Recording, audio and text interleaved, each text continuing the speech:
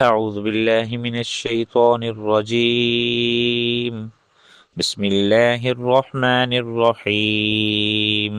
فأزلهما الشيطان عنها فأخرجهما مما كانا فيه وقلنا اهبطوا بعضكم لبعض عدو ولكم في الأرض مستقر ومتاع إلى حين. فتلقى آدم من ربه كلمات فتاب عليه إنه هو التواب الرحيم.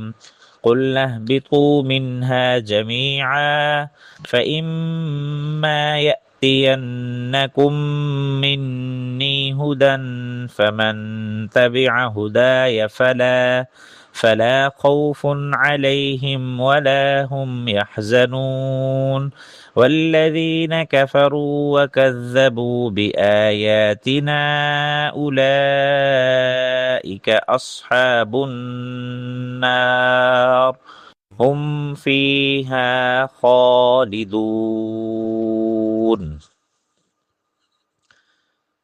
سورۃ البقرہ پارہ نمبر 1 آیت نمبر 36 37 38 اور 39. اللہ رب العزت ارشاد فرما رہے ہیں فَأَزَلَّهُمَا الشَّيْطَانُ عَنْهَا فَأَخْرَجَهُمَا مِمَّا كَانَا فِيهِ. سو شیطان نے ان دونوں کو اس درخت کے ذریعے سے لغزش دی ان دونوں کو اس سے نکال دیا جس میں وہ تھے. وَقُلْنَا اهْبِطُوا بَعْضُكُمْ لِبَعْضٍ عَدُوٌّ. اور ہم نے کہا کہ اتر جاؤ، تم میں سے بعض کے دشمن ہوں گے. وَلَكُمْ فِي الْأَرْضِ مُسْتَقَرٌّ وَمَتَاعٌ إِلَىٰ حِينٍ. اور تمہارے لیے زمین میں ٹھہرنا ہے اور ایک زمانے تک نفع حاصل کرنا ہے. فَتَلَقَّىٰ آدَمُ مِن رَّبِّهِ كَلِمَاتٍ فَتَابَ عَلَيْهِ. اس کے بعد حضرت آدم علیہ السلام نے اپنے رب سے چند کلمات حاصل کر لیے، سو اللہ تعالیٰ نے ان کی توبہ قبول فرمائی. اِنَّهُ هُوَ التَّوَّابُ الرَّحِيمُ. بے شک وہ خوب زیادہ توبہ قبول فرمانے والا ہے اور بہت بڑا مہربان ہے. قُلْنَا اهْبِطُوا مِنْهَا جَمِيعًا. اور ہم نے کہا تم سب یہاں سے اتر جاؤ. فَإِمَّا يَأْتِيَنَّكُم مِّنِّي هُدًى فَمَن تَبِعَ هُدَايَ فَلَا خَوْفٌ عَلَيْهِمْ وَلَا هُمْ يَحْزَنُونَ. بس اگر تمہارے پاس میری طرف سے کوئی ہدایت آئے، سو جس نے میری ہدایت کا اتباع کیا اس پر نہ کوئی خوف ہوگا اور نہ وہ رنجیدہ ہوگے. والذین کفروا وکذبوا بآیاتنا. اور جنہوں نے کفر کیا میری آیت کو جھٹلایا، اولئک اصحاب النار. یہ لوگ دوزخ والے ہیں. ہم فیہا خالدون. اس میں ہمیشہ رہیں گے. آیت نمبر 36 کا خلاصہ یہ ہے کہ حضرت آدم علیہ السلام اور حضرت اما حوا علیہ السلام کو شیطان کا بہکانا اور جنت سے نکال دینا. اللہ جل شانہ نے حضرت آدم علیہ السلام سے فرمایا تھا کہ دیکھو یہ ابلیس تمہارا دشمن ہے، تم دونوں کو جنت سے نہ نکال دے، یعنی جنت سے نکال دینے جانے کا ذریعہ نہ بن جائے. ادھر شیطان نے بھی دشمنی پر کمر باندھ لی تھی اور حضرت آدم علیہ السلام ان کی بیوی اور ان کے ذریت کو تکلیف پہنچانے کا پکا ارادہ کر چکا تھا، اور اس طاق میں رہا کہ ان کو کسی طرح جنت سے نکلواؤں اور یہاں کی نعمتوں سے محروم کروں. اسے یہ معلوم تھا کہ ان کو ایک درخت کے کھانے سے منع فرمایا گیا، اگر کسی طرح ان سے ان ممانعت کے خلاف ورزی کرا دوں تو ضرور ان پر عتاب ہوگا جو یہاں سے نکالے جانے کا سبب بنے گا. چنانچہ ان سے حضرت آدم علیہ السلام سے کہا کہ دیکھو تم کو اس درخت کے کھانے سے اس لیے روکا گیا کہ جو کوئی شخص اس درخت میں سے کھا لے گا وہ ہمیشہ یہیں رہے گا، اور جو بادشاہی حاصل یہاں ہوئے اس میں کبھی ذوف نہیں آئے گا. اس نے یہ بھی کہا کہ تم دونوں کو تمہارے رب نے اس درخت کے کھانے سے اس لیے روکا کہ اس کو کھا کر فرشتے ہو جاؤ گے اور ہمیشہ زندہ رہو گے. اس نے صرف معمولی طور پر ہی ترغیب نہیں دی بلکہ دونوں میاں بیوی سے قسم کھا کر بھی کہا کہ بے شک میں تمہارے لیے خیر خواہی کا مشورہ دینے والا ہوں. شیطان کو سمجھانے بجھانے اور قسم کھانے سے دونوں میاں بیوی نے اس درخت میں سے کھا لیا جس سے منع فرمایا گیا تھا اور ان کو فریب دے کر نیچے اتارنے میں کامیاب ہو گیا. اس درخت کا چکنا تھا کہ جنت کے کپڑے ان کے تن سے جدا ہو گئے اور دونوں کی شرمگاہیں کی جگہیں ایک دوسرے کے سامنے ظاہر ہو گئیں. اب تو جنت کے پتے اور جسموں پر جوڑ کر رکھنے لگے.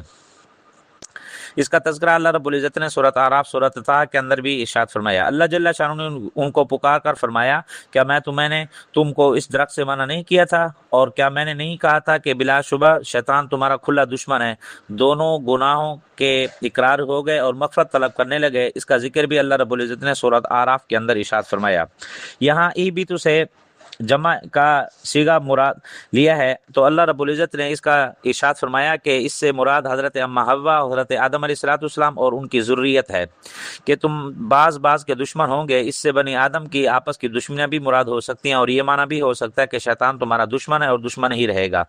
आयत नंबर 37 का खुलासा, हज़रत आदम अलैहिस्सलाम उनकी बीवी से जो खता हो गई उसकी वजह से उन्हें बहुत ज़्यादा निदामत हुई। अल्लाह जल्ल शान उनकी तरफ से उनको चंद कलिमात बताए गए, उनके ज़रिए तौबा की। और वो कौन से कलिमात हैं? बाद मुफस्सिरीन ने फरमाया कि सूरत आराब में जो उनकी तौबा के अल्फाज मज़कूर हैं वही मुराद हैं, यानी कि रब्बना ज़लमना अनफुसना व इल्लम तग़फिर लना व तरहमना लनकूनन्ना मिनल खासिरीन, जिसका तर्जुमा यह है कि ऐ हमारे रब, हमने अपनी जानों पर जुल्म किया, अगर आपने हमारी मग़फ़िरत ना फरमाई और हम पर रहम ना फरमाया तो हम ज़रूर बेज़रूर खसारा उठाने वालों में से हो जाएंगे।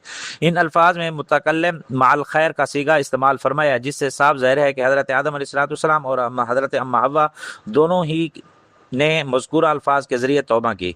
हज़रत इब्न मसूद रज़ियल्लाहु तआला से मनक़ूल है, जो अल्फाज अल्लाह ताला की तरफ से इल्क़ा हुए थे वो ये अल्फाज हैं, सुब्हानकल्लाहुम्मा व बिहम्दिका व तबारक अस्मुका व तआला जद्दुका व ला इलाहा इल्ला अंता ज़लमतु नफ़्सी फ़ग़फ़िर ली इन्नहु ला यग़फ़िरुज़्ज़ुनूबा इल्ला अंता। इसका तर्जुमा ये है कि अल्लाह मैंने आपकी पाकी बयान करता हूँ और आपकी हम्द बयान करता हूँ और आपका नाम बहुत बाबरकत है, आपकी शान बहुत बुलंद है, आपके सिवा कोई माबूद नहीं, मैंने अपनी जान पर जुल्म किया, लिहाजा मुझे बख्श दीजिए, बेशक आपके अलावा और कोई गुनाह को बख्शने वाला नहीं हो सकता।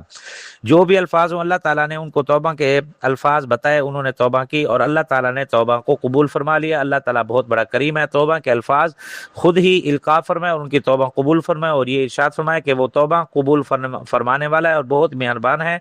जब कभी भी कोई शख्स निदामत के साथ रुजू करेगा अल्लाह ताला भी उनकी गुनाहों की तौबा को कबूल फरमा लेंगे।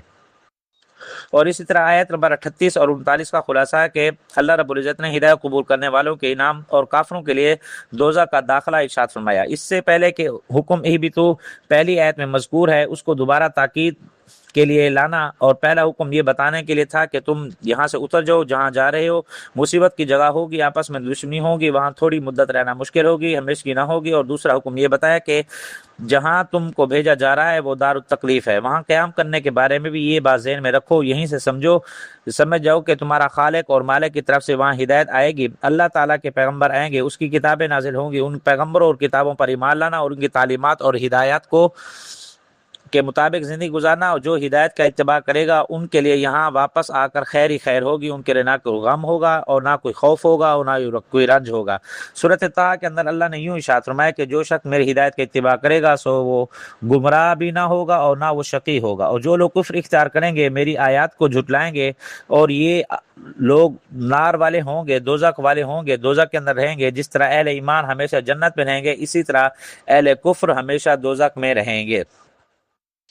तो यहाँ से हज़रत आदम अलैहिस्सलाम का जन्नत से दुनिया के अंदर आने का मकसद क्या है, उसके 8 फ़वाइद हैं, 8 किस्म के अल्लाह रब्बुल इज़्ज़त ने हिकमत रखी हैं। पहली हिकमत यह है कि इंसान को अपनी ज़मीन के अंदर खिलाफत के लिए पैदा फरमाया। और दूसरा फ़ायदा यह है कि इल्म बहुत बड़ी दौलत है और इल्म बहुत बड़ा अल्लाह रब्बुल इज़्ज़त का फ़ज़ल है, फ़जीलत वाली चीज़ है। इसके ज़रिए अल्लाह जल्ल शानु ने फ़रिश्तों पर हज़रत आदम अलैहिस्सलाम की फ़जीलत ज़ाहिर फरमाई। और तीसरा, जो इल्म में बढ़कर होगा उसकी बरतरी तस्लीम करनी चाहिए।